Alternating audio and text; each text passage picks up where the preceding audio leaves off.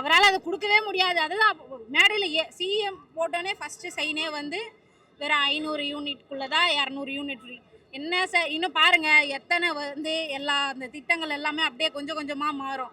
அந்த 2500 பரிசீலனை பண்ணுறாரு, எல்லாம் பண்ணுவார். பார்த்துட்டே இருங்க, நீங்கள் எதுவுமே வேணான்னு சொல்லிட்டுருங்க. கடைசியில் சிஎம்மே வேணான்னு ஆக போகுது.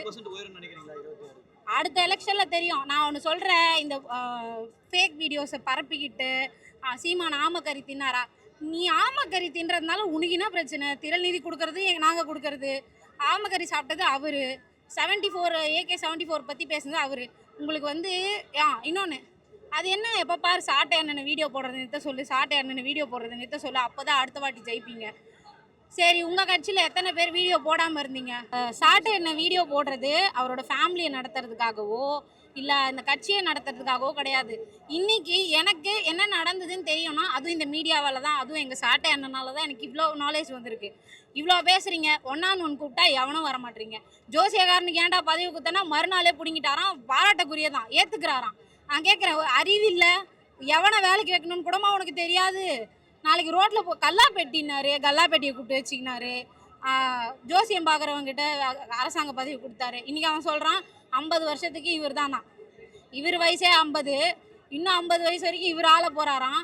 இதை பார்க்குறதுக்கு நீங்கள் யாரும் இருக்க மாட்டீங்க, அது ரொம்ப சந்தோஷம். 50 வருஷம் அவர் இருப்பார், நீங்கள் யாரும் இருக்க மாட்டீங்க, அது வரைக்கும் ரொம்ப சந்தோஷம்.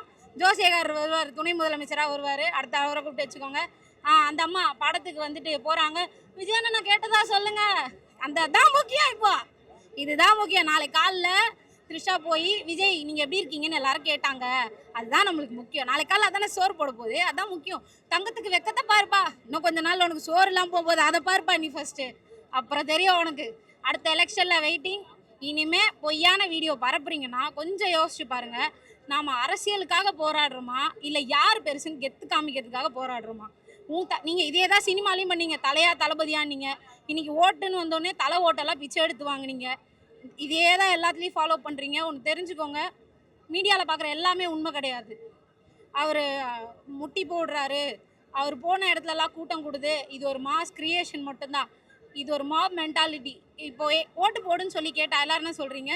சீமான் ஜெயிக்க மாட்டார் விஜய், அதனால் விஜய்க்கு ஒரு வாட்டி சப்போர்ட் பண்ணுவோம். ஏன் இது போன எலெக்ஷனில் உங்கள் யாருக்கும் இல்லை? சரி, எப்படியும் சீமான் ஜெயிக்க மாட்டார் தான், பரவாயில்ல, ஏடிஎம்கே தான் ஜெயிக்க போகுது, சீமானுக்கு ஒரு ஓட்டை போட்டு விடுவோமேன்னு ஏன் போன எலெக்ஷனில் யாருக்குமே தோணல? போன எலெக்ஷன் வரைக்கும் எல்லோரும் முட்டாளாக இருந்தீங்க, இந்த எலெக்ஷனில் எல்லோரும் திருந்திட்டீங்க போல். ரொம்ப வித்தியாசமாக இருக்குது. பார்ப்போம்.